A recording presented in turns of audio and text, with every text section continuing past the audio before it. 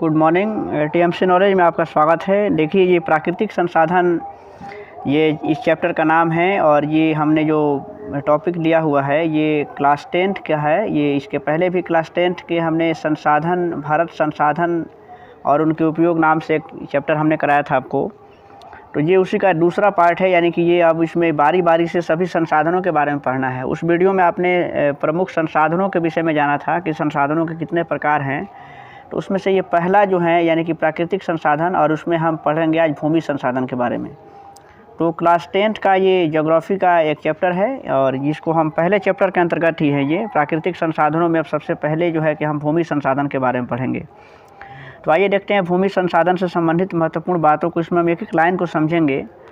और देखिए, यहाँ पे हमने ये संसाधनों से हम अवगत हो चुके हैं कि संसाधन किसी भी देश की समृद्धि के लिए और काफ़ी महत्वपूर्ण जो है कि पहलू हैं, और संसाधनों का उचित जो है कि हमें उपयोग करना चाहिए, और उसकी मानवीय आवश्यकताओं को तृप्त करने वाले जो संसाधन हैं वो हमारे लिए काफ़ी महत्वपूर्ण है और वो हमारे जीवन की विभिन्न आवश्यकताओं की पूर्ति करते हैं। यहाँ पे हम देखिए भूमि की जहाँ तक बात करें तो देखिए, भूमि पर हम निवास करते हैं और हमारा जो आर्थिक क्रियाकलाप है सब इसी पे संपादित होता है। तो इसका उपयोग हम विभिन्न रूपों में करते भी हैं और ये हमारे लिए अत्यंत महत्वपूर्ण संसाधन है, यानी कि जो भूमि संसाधन है।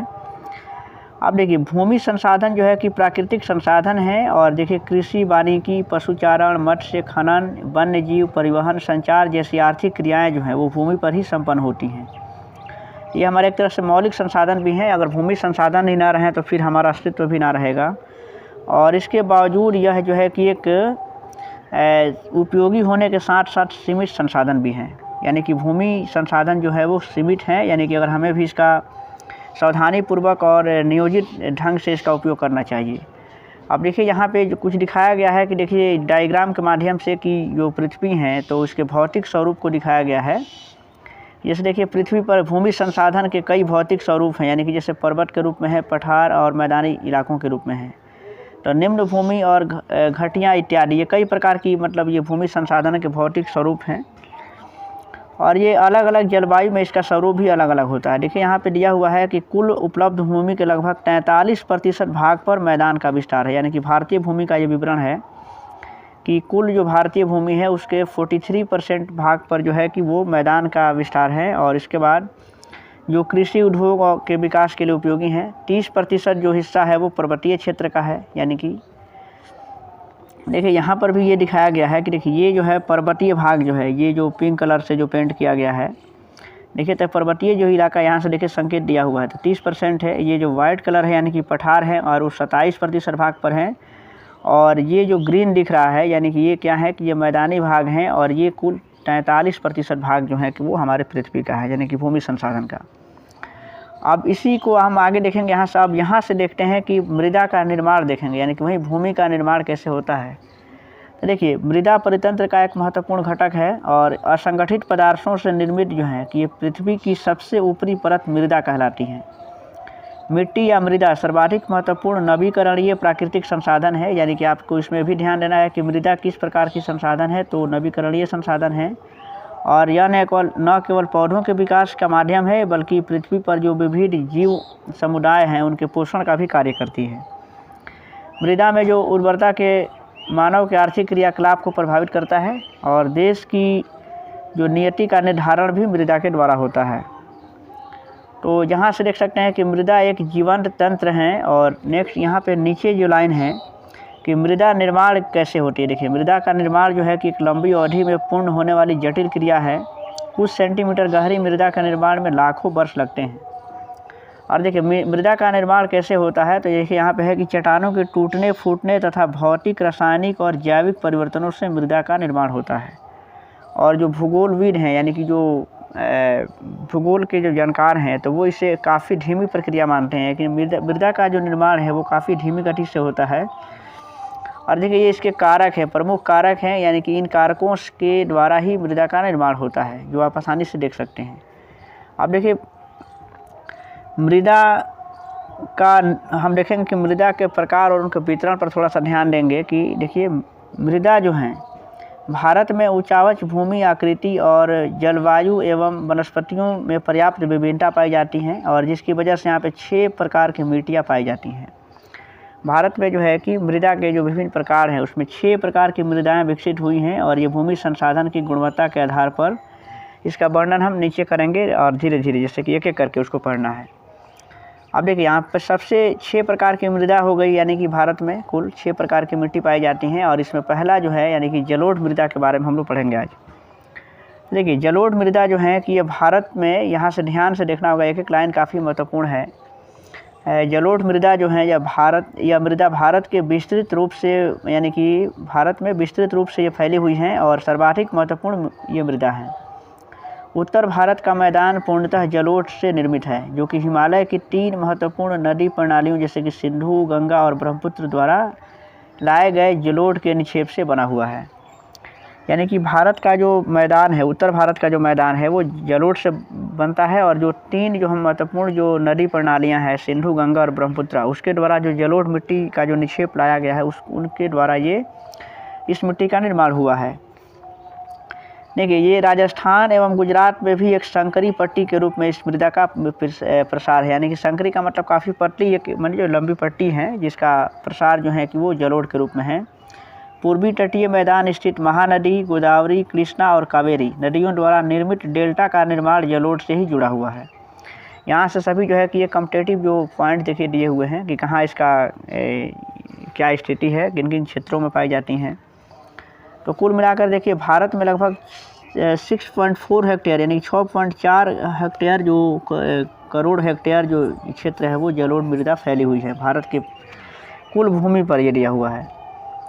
इसके बाद से अगर हम और भी इसमें देखें तो जलोढ़ मिट्टी का जो गठन है वो बालू, सिल्ट एवं मृत्तिका के विभिन्न अनुपात से होता है। यानी कि जलोढ़ मिट्टी में क्या क्या पाई जाती हैं तो बालू हैं, सिल्ट और मृत्तिका, ये विभिन्न अनुपात में होता है। इसका रंग जो है कि धुंधला से लेकर लालिमा लिए भूरे रंग का होता है। ये जलोढ़ मिट्टी के रंग को भी लेकर के है कि इसका रंग जो है कि धुंधला होता है और उससे धुंधला भी होता है और धीरे धीरे उसमें थोड़ी बहुत लालिमा भी पाई जाती है जो भूरे रंग का होता है। अब देखिए इस मृदा के जो कण हैं वो नदी मुहाने से घाटी में ऊपर और क्रमशः बड़े होते जाते हैं। ऐसी मृदाएँ जो है कि पर्वत पदीय क्षेत्र में बनो जो मैदान होते हैं जैसे कि द्वार हैं, चौर हैं, तराई हैं, इस पर मिलती हैं। इन कणों पर घटकों के अलावा मृदा की पहचान इसके आयु से भी होती है। यानी कि उम्र से आयु के आधार पर जलोढ़ मिट्टी को 2 प्रकार से बांटा गया है। पहला है यानी कि पुरानी एवं नवीन जलोढ़। पुराने जलोढ़ में कंकड़ एवं बजरी की मात्रा सबसे ज़्यादा होती है। जो पुरानी जलोढ़ मिट्टी होती है उसमें कंकड़ एवं बजरी की मात्रा ज़्यादा होती हैं, इसे बांगर भी कहते हैं। यानी कि ये ध्यान रखिए कि पुराने जलोढ़ मिट्टी को बांगर कहते हैं और जो नई जलोढ़ मिट्टी होती हैं जिसे खादर के नाम से भी जानते हैं। तो पुरानी जलोढ़ मिट्टी को बांगर और नवीन जलोढ़ मिट्टी को खादर कहते हैं। खादर में बालू और मृत्तिका का मिश्रण होता है और यह काफ़ी उपजाऊ भी होती हैं। आप देखिए इसमें कि हम देख लेते हैं कि जलोढ़ मिट्टी में आखिर कौन कौन से कण पाए जाते हैं, यानी रसायन की तरफ हम देख सकते हैं। देखिए जलोढ़ मृदा में पोटास, फास्फोरस, चूना जैसे तत्वों की प्रधानता होती है, जबकि इसमें नाइट्रोजन एवं जैव पदार्थों की कमी रहती है। यानी कि इसमें पोटास, फास्फोरस और चूना तो पाया जाता है लेकिन नाइट्रोजन जैसे जैव पदार्थों की कमी रहती है।